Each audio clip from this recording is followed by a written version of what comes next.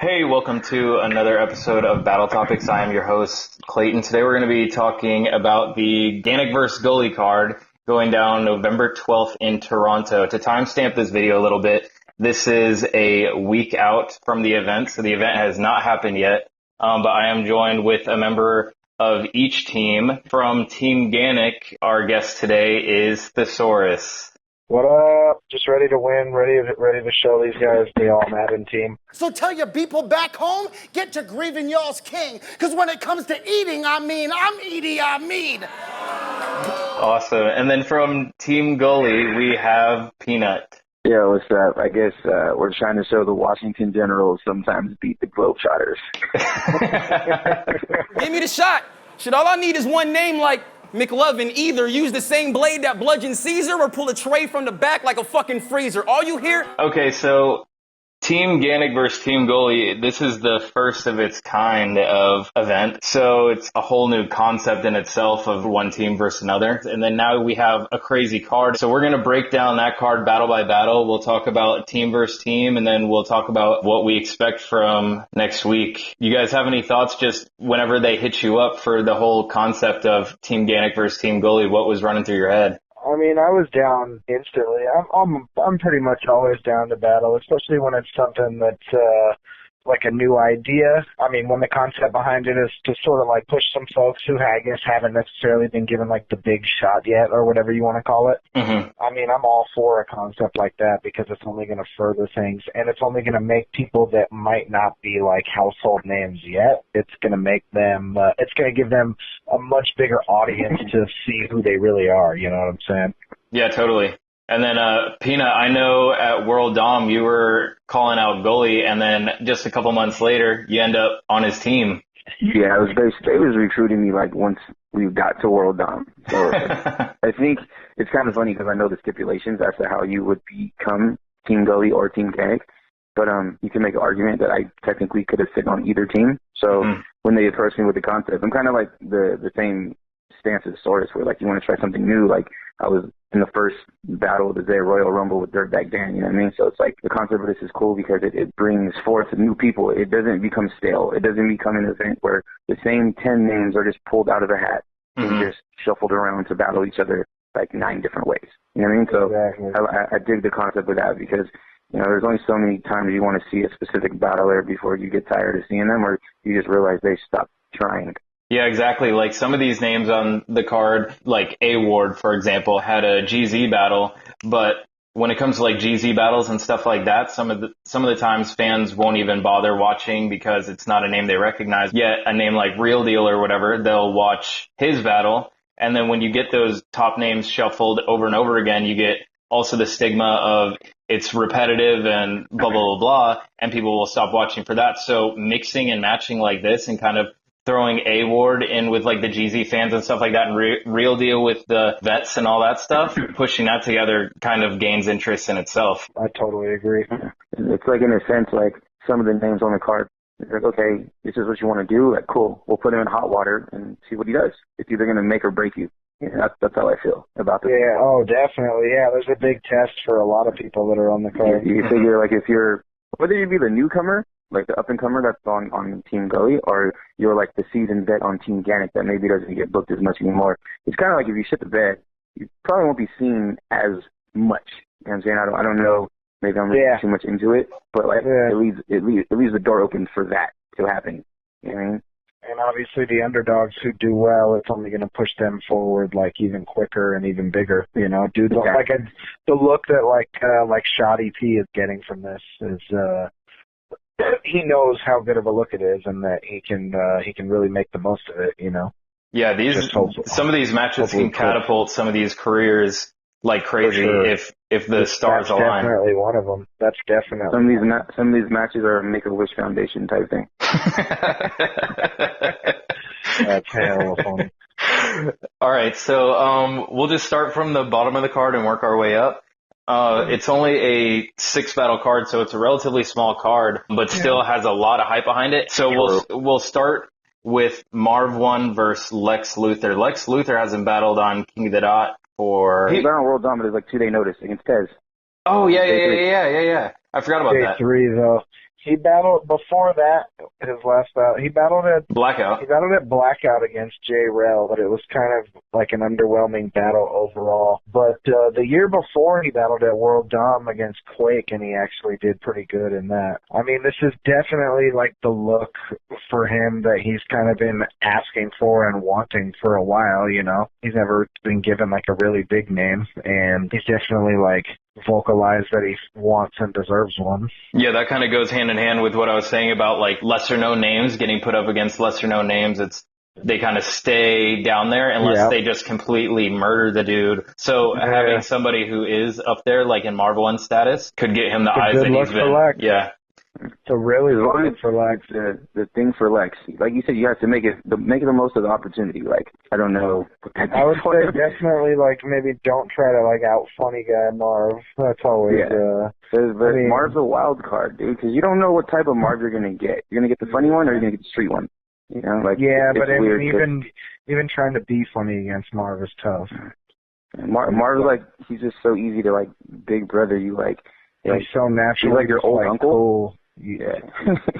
He's like an uncle that just talks to you. He's like a cool older figure who I look up to, type of thing. Like, you're right on some big brother type shit. For real. Like he's like the dude who just talks with a cigarette hanging off his lip and it doesn't move. Like that dude.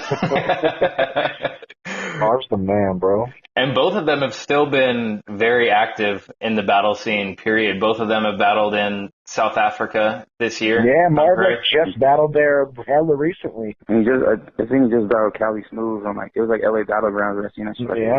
And he just battled QP. Yeah, Marv's been active as fuck. It's crazy because like you said, like, oh, he hasn't been active, but really they have. It's like you said the same about the GZ channel. It's like some people just don't know what happened, or they just don't take the time to watch it, you know what I mean? Yeah, it's like super overlooked, yep. For the people who kind of see these names and they're like, what the hell, I haven't heard of so-and-so or I haven't seen so-and-so. There's a reason they're on this card, and there's a reason why they're getting the shot they're getting, regardless if you know their background or the work that's being put in. Ganik and Gully chose these people for a reason, so it's definitely a crazy matchup that's going to open the night really well. Yeah, I think so too. All right, so moving on to the next battle, we have Real Deal versus A-Ward. A-Ward has like such a crazy story. Like, correct me if I'm wrong, but it was a GZ battle that got pushed to main page. And it got released as a GZ battle, and then the next day got released main page because it just had so much buzz around it. And doing that was nuts. And then not even like 2 or 3 weeks later, he gets a Real Deal. That ascension is so quick and so dramatic. It just boggles the mind.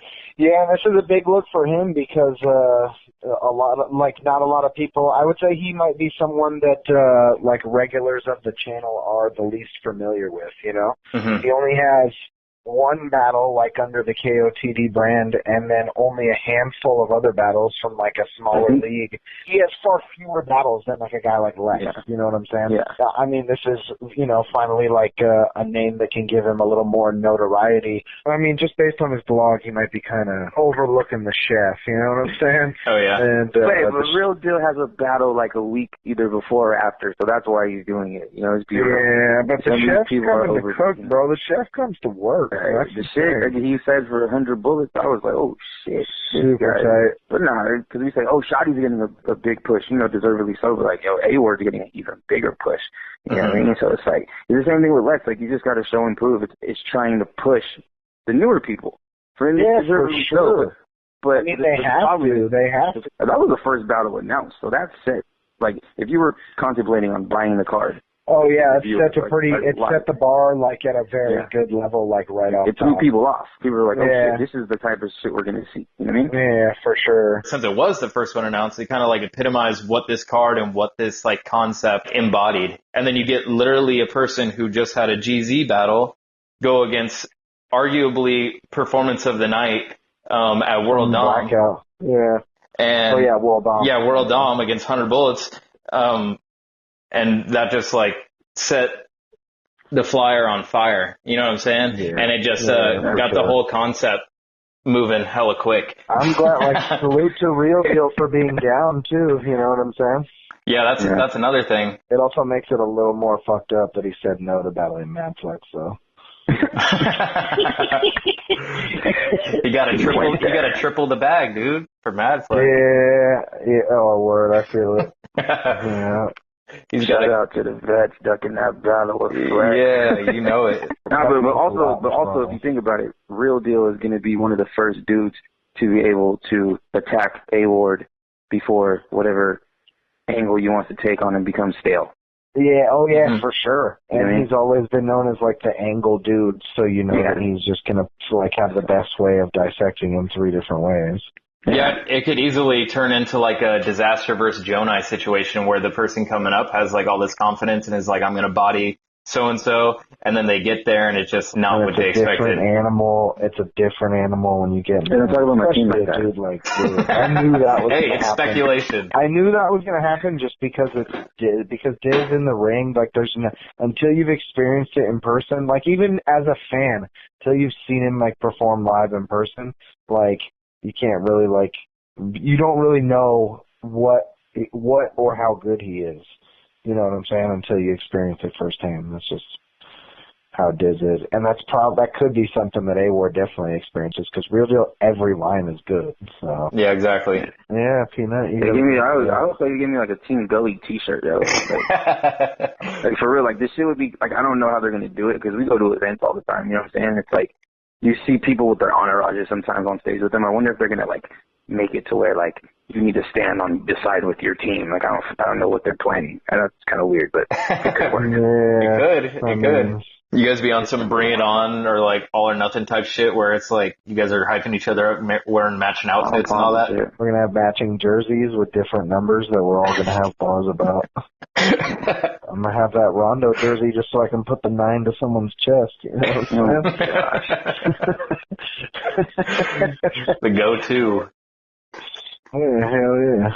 All right, so moving on to the third battle, we have Team Ganik's Bender versus Team Gully's Pnut. So Pnut, what are your thoughts on that battle? I think in terms of me and Saurus, we probably have the 2 hardest tasks to do, because I mean, we'll get to his battle, eventually, but like Bender is a past champ. And Bender's really fucking dope. Good. You know what I mean? Like he's really like, good. It's definitely the best writer you've ever battled. It's definitely like the toughest. If he's on his like Sid Vicious type shit, it's by far the toughest battle that you've had for sure. Yeah, I'm looking forward to that you like punch more. You're more 1-2-1-2, and he kind of builds, but his build-ups are crazy because he rhymes so well. Yeah, but he also has punches within the build, though. He rhymes longer things better than you do. Cool. Like, I mean, it's all about the competition. You know what I mean? Like, I went from XL was supposed to be like that writer at the time, so I was like, cool, I'll take him. Yeah. And it was like, Dos was the performance guy, and then it was, Bonnie and Shotty. You know what I mean? So like, I'm looking forward to the challenge of Bender. Like, I don't shortchange anybody. Could I get 3-0'd? Sure. Do people think I'll get 3-0'd? Sure. People say I'll get 4-0'd. Apparently, I'm going to lose the coin toss, too. So, it's what it is.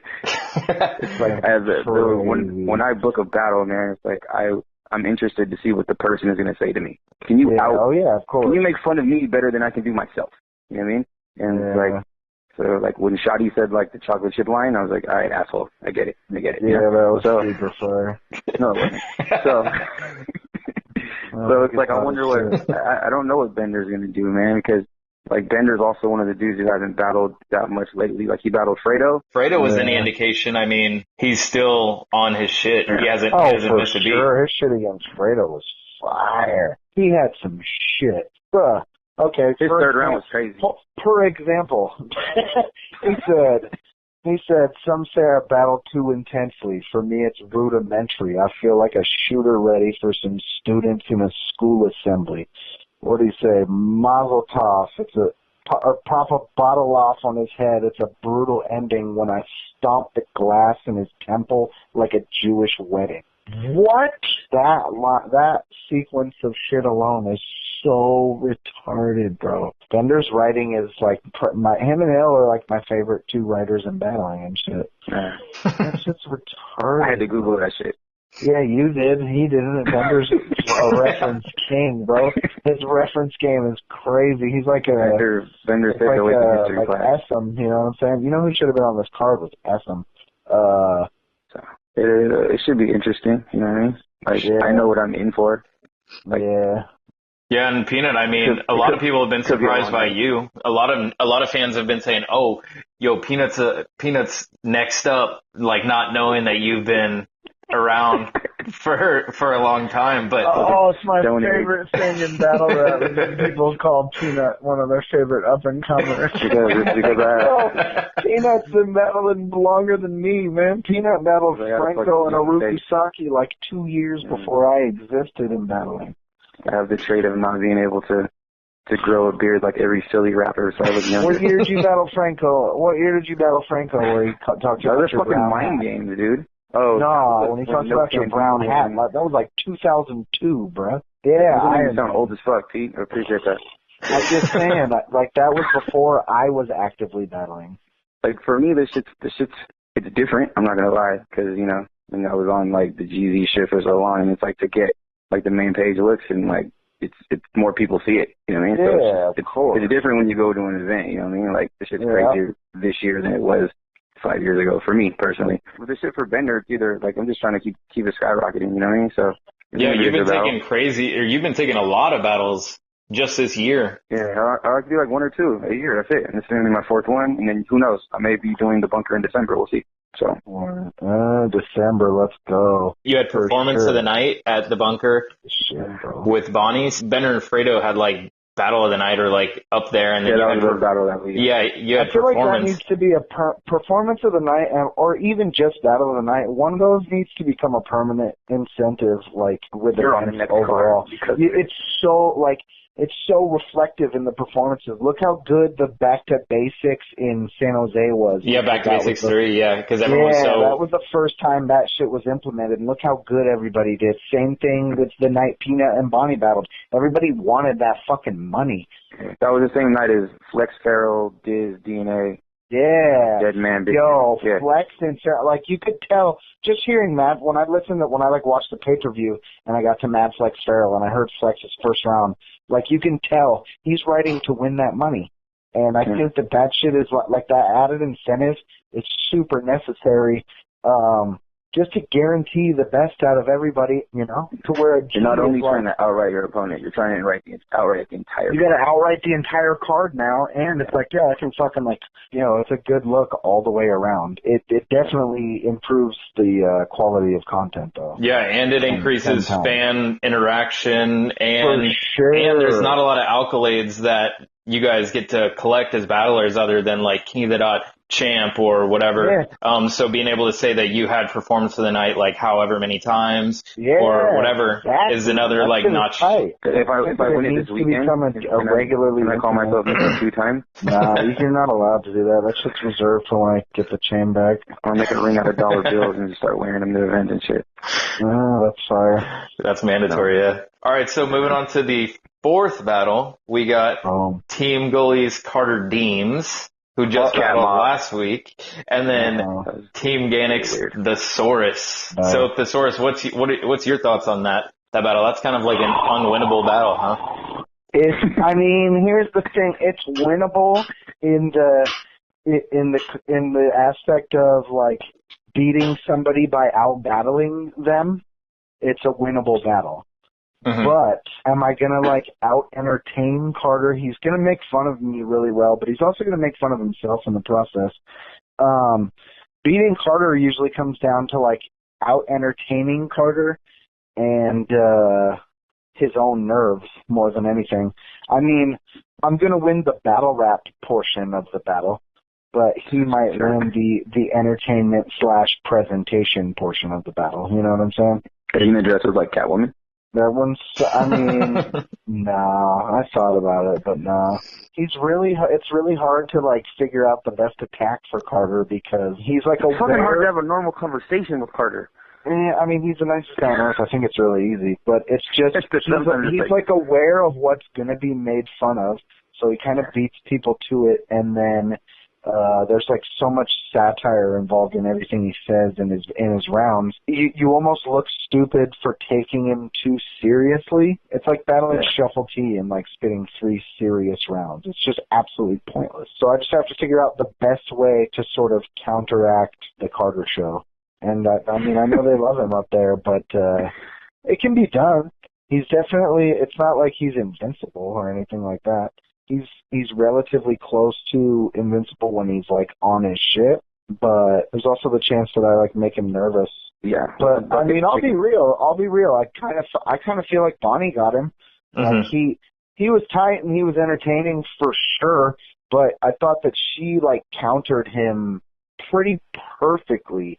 Like the way that her rounds were set up, the order that she put her rounds in, and sort of like the arc that she created with it.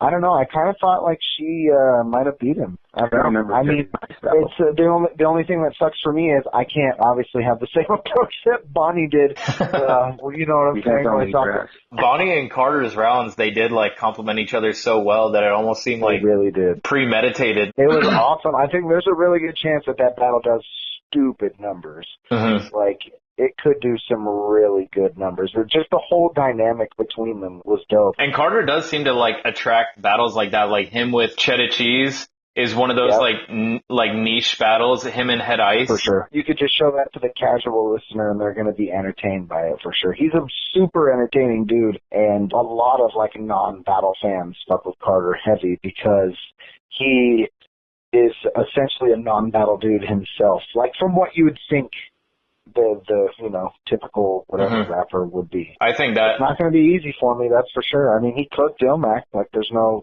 fronting in that. Ilmac had some really good shit. It's just that's the kind of like Carter that is so tough to beat. Gnome 5. Like he set up Ilmac perfectly with the Gnome 5, and he set up Barney perfectly with the fucking the pin, the flower on you. You have to ask for permission. That was amazing. Yeah, he set both of them up perfectly. So he really did. Fuck, I need to just and I'm so bad at like. You're gonna like walk right into whatever he's got. I'm such a good troll myself that when someone's trying to bait me into something like that, I always feel like, I can rebuttal my way into making this funny against them.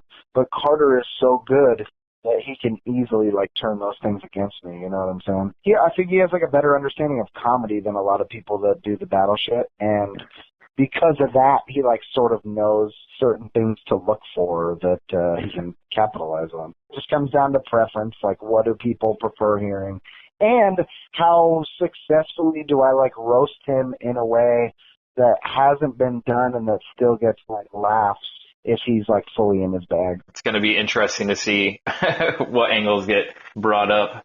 But moving into 5 out of 6 battles, we have Team Gully's Shoddy P versus Team Ganik's Charlie Clips. Yeah, that's a big look for Shoddy, I would say. I hope, as a member of Team Ganik, that Clips writes 3 rounds. That's always the wild card with Clips, and even he knows it. That's kind of fucked up. Yeah, he knows it, and he still toys with people like that.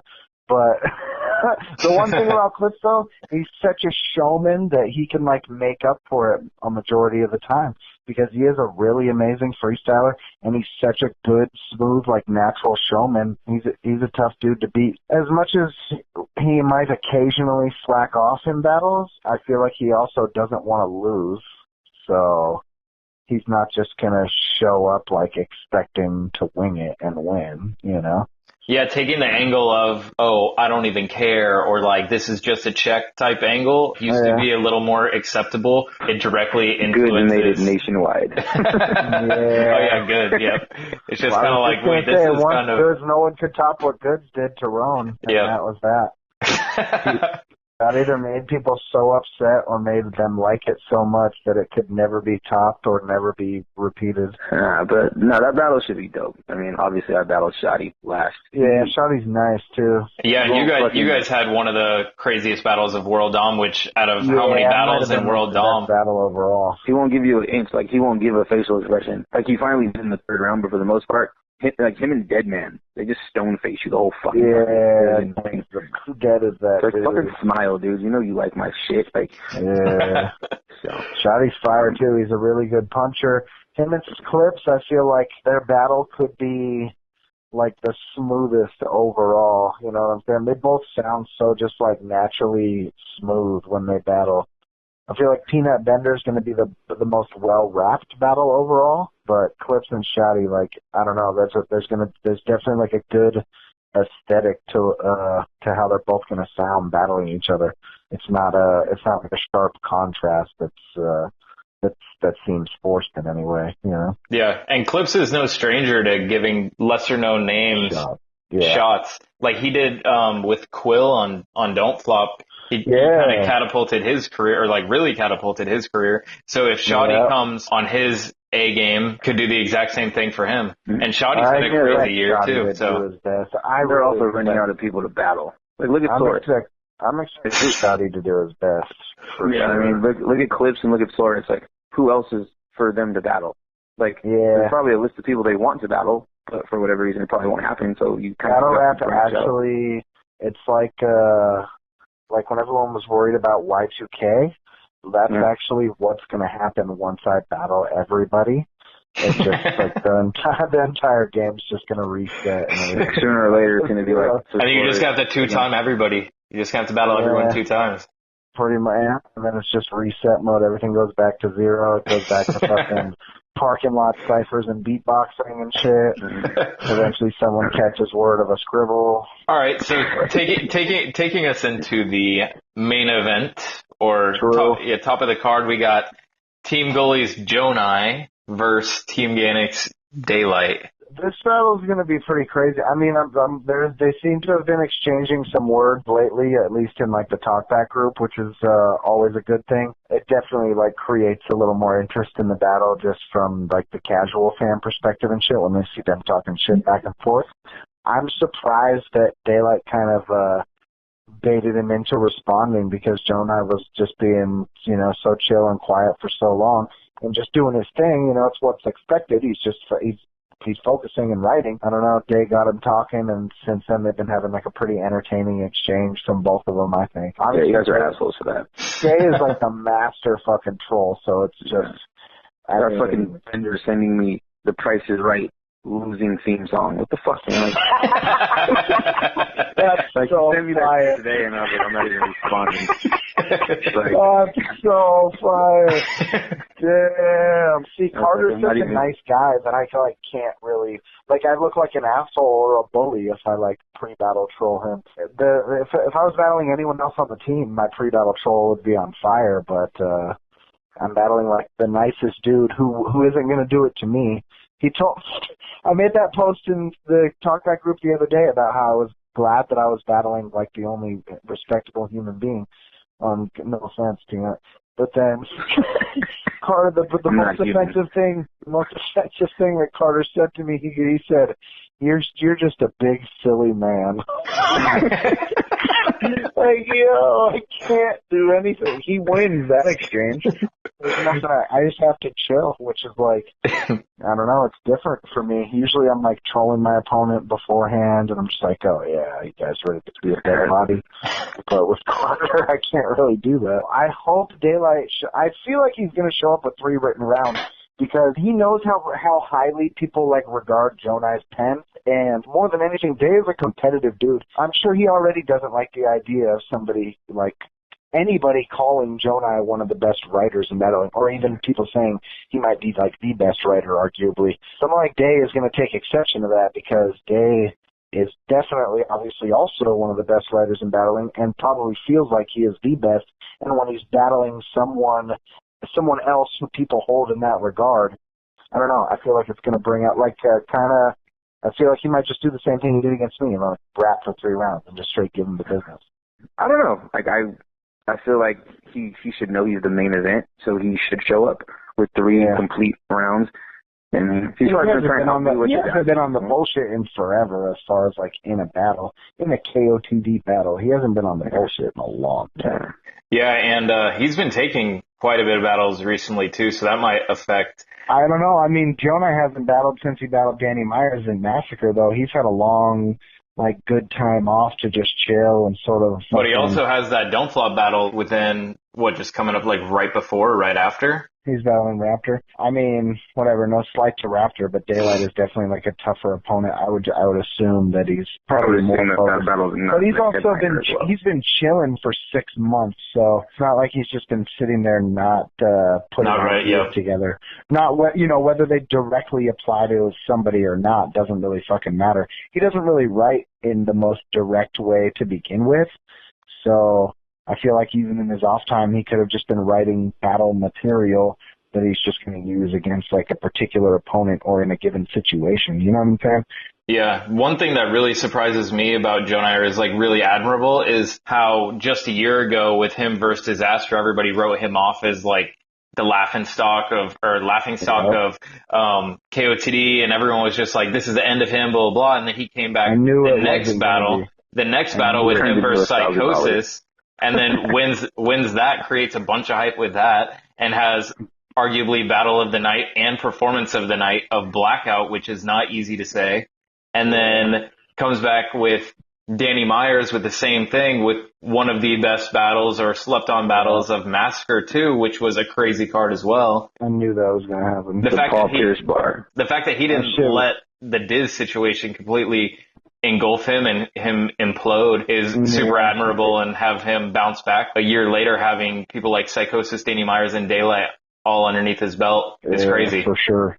It could have gone one of two ways. I kind of expected it to him to bounce back in this way. There was only one way for him to learn, I guess, like the difference between, who and where he was battling before the Disaster battle.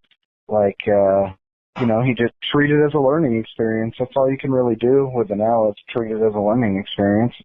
And he did that. He was humble enough to adjust, to just stay quiet and not listen to the nonsense, and then just come back stronger than ever. I said it like as soon as that battle came out. I said in the talkback group, I was like, yeah, I feel sorry for whoever he battles next, because obviously he's not going to let the same thing happen twice.